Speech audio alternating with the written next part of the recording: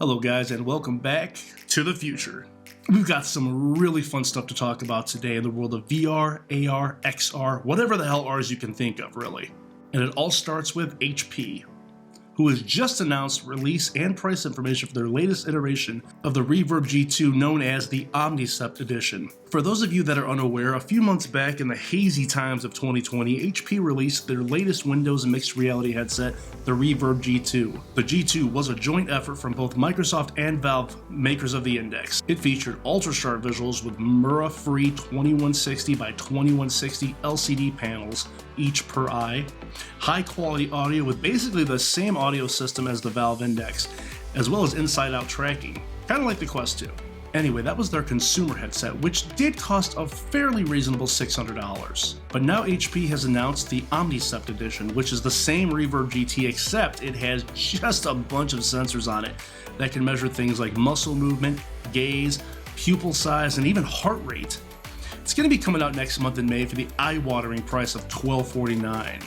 Now obviously this is more of an enterprise platform rather than a consumer platform. In fact, HP has said that Omnicept can really be utilized through applications for training, where apps can be built that better prepare teams to help deal with high-risk situations, such as someone in a sales environment or perhaps even law enforcement. Or well-being, where an app can take advantage of real-time insights and provide experiences that help reduce stress as well as improve comfort, and even assist breakthroughs. The Omnicept Edition will also feature eye tracking and face cameras, which will be really cool if VR chat decides to support those. Maybe no. Moving on, this week marks the 5th year anniversary since HTC released the Vive in US, and essentially kickstarted the entire virtual reality industry. Now I know some people believe that Oculus kicked off the VR industry, some people think it was HTC with the Vive, and for those of you who became Team Oculus, well, I have some really sad news, and that is that Facebook has officially killed the Rift in favor of the Quest. Facebook has previously stated that once their stock of Rift S has been depleted, that they will not be replenishing them. And well, Oculus.com and Amazon are both sold out of Rift S. And sadly, there are no plans at all to revive the Rift line.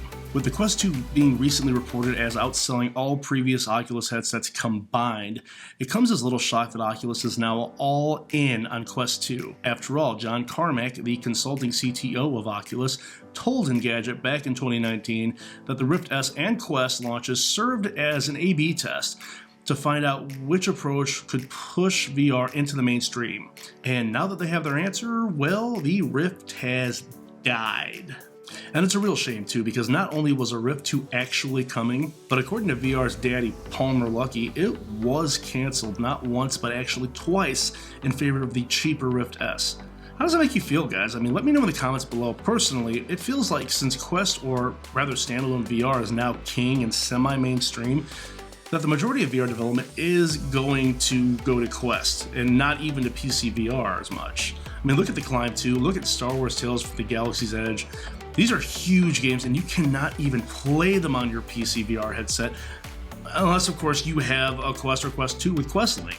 And really, that is kind of where the industry seems to be headed at this point. So I am probably dating myself right now, but I was a huge Sega Dreamcast fan back in the day. I mean, on $99.99, I purchased 3 Dreamcasts. I mean, one for me, one for my brother, one for my cousin, as well as every launch title, 3 extra controllers, 4 VMUs. I mean, I was really into it. Well, one of the best franchises to come from the DC era was Jet Set Radio, a game where you could skate and grind your heart out while doing a bunch of cool tricks and tagging up various parts of a cel-shaded city. And 3 developers, Lakuza, Y, and Dark Jason, are bringing us Jet Set Radio Festival, which is an in-development environment for VR chat.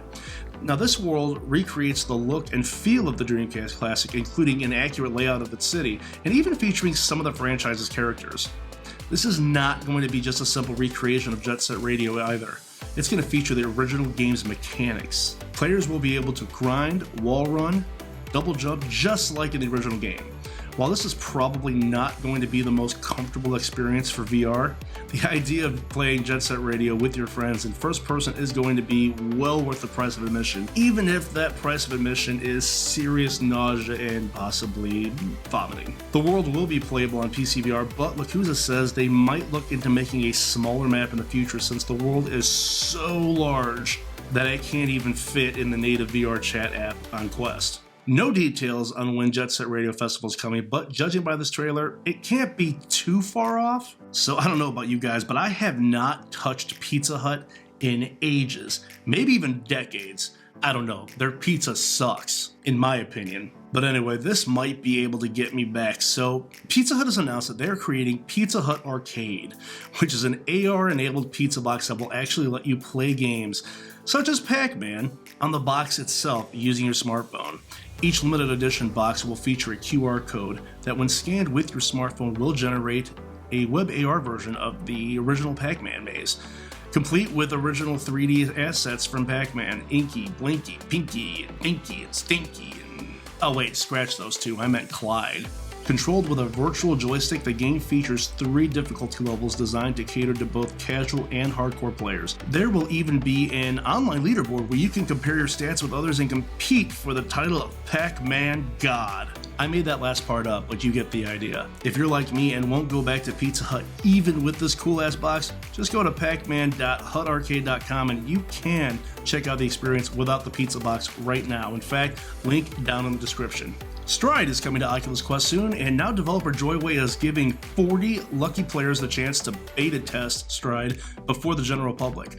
You can go to the link in the description below to sign up for the beta that runs from today, April 8th until April 12th. Unlike most other beta programs, there are some rules that need to be followed, such as you have to have a verified Oculus account, as well as agree to a non-disclosure agreement. Oh, and did I mention that you need to have never played Stride before? Joyway asks that those that are selected for the beta program must also record their gameplay and voice comments and send the footage by April 12th.